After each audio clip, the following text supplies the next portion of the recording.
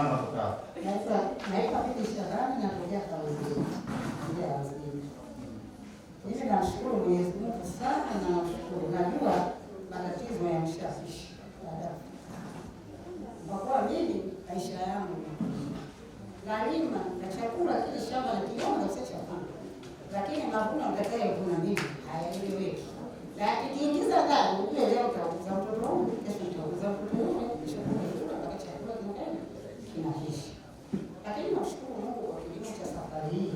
Kile chakula bado hata sijaanza kukivuna. Mtoto akaanza kuuma. Nikampeleka hospitali. Baada ya kupeleka hospitali, nikakutana na mchungaji mmoja akawa anahubiri. Nilimsikiliza yakaniingia akilini. Nikasema sasa hiyo biashara kupelekaga kwa aganga kienyeji hewa nimekwisha. Kwanza ngoja nikamwambia yule mchungaji, nilipomaliza kumsikiliza nikamwambia naomba akazaa. Akanipa zile namba. Nikaendelea kumuuguza mwanangu mpaka alipata kabla sinamuuguza nikakutana tena na maumivu. Najua tena wanawake tunapoka pamoja histori. Sasa katika maongezi nikamwelezea shida zangu. Akaniambia shida zako nipeleke sehemu fulani. Baada ya akaniambia peleke nakupa nakupata hizi hapa za mchungaji za Nabii Yusuf. Ukishauri mwanangu shapata ujambo, ukirudi nyumbani jaribu kumpigia kusaidia shida zako. Nikamwambia sawa. Yule tena alikuwa anahubiri kana ikachana. Nikashikilia zile namba. Nikauza mwanangu akapona, tukauliza kile kama. Kule nyumbani tukarudi na mtoto maana lezi. Sasa mzazi mkuu anasema. Nilikuwa nyumbani na mtoto, yule mwanangu tena maziwa akaanza kufanyaje? Akawa hayatoki. Mtoto analia siku ya kwanza, siku ya pili, siku ya tatu tukachukua kufanyaje kwenda kumnunulia maziwa. Sasa nimeshapikiwa kabisa kwamba nimepewa namba za mchungaji. Nimpigie aje nisaidie, nimepitiwa. Nikaja tena nikaanza tena waganga tena. Nikaenda siku nikasema nilikuwa namba za mchungaji. Maana napoteza hela, mwanangu maziwa bado hayatoki.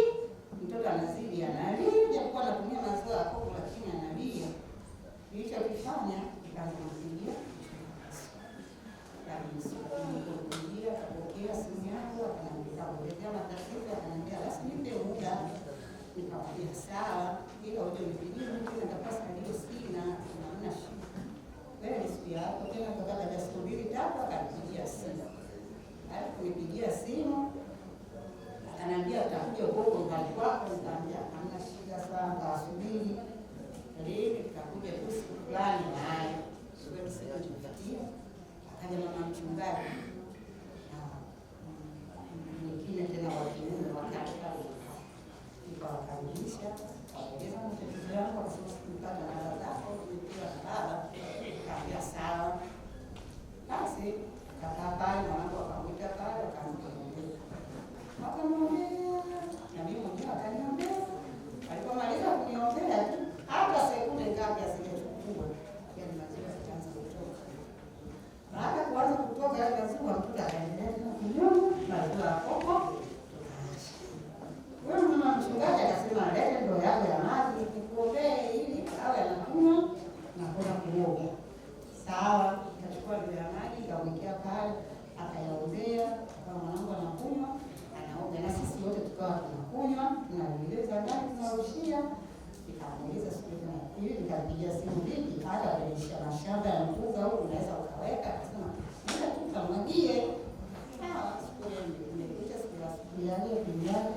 Nikamwambia mwanangu sasa hapa kama mimi mwenye shamba nikaangalie maana watu wa kijiko mkubwa unachana watu wanarushia ndege. Sawa, nikaenda kule shamba, nikachukua na maji yangu nikaenda.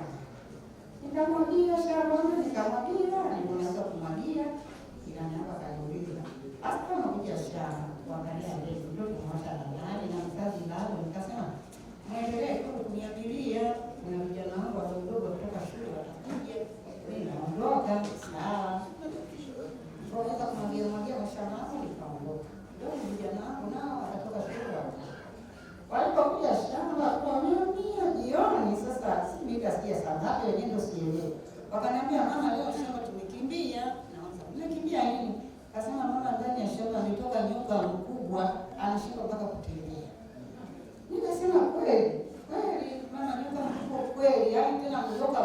kubwa, anashindwa mpaka kutembea ndani ya shamba. Mimi nikanyamaza tu kimya, nikasema sasa huyu nyoka katokea wapi? Nikanyamaza. Nikakaa nikampigia mama mchungaji, mchungaji akaniambia ungekuwa na hayo maji mwenyewe ufanyeje? Ungemwagia. Nikamwambia sasa mimi basi nirudi naye yale maji niwacha tu watoto. Mimi yule nyoka akazunguka kwenye shamba, mtu akatoka kama anaona watoto wanaondoka.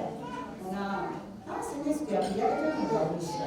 Kabishana nikaenda kwa kabisa, sijaona nyoka wala nini, ndio nilikuwa tena kusikia shamba. Basi tukaendelea tukawa na kama mpunga ule nani umeiva nikaingia kwa nyumba. Kwa kweli nashukuru Mwenyezi Mungu.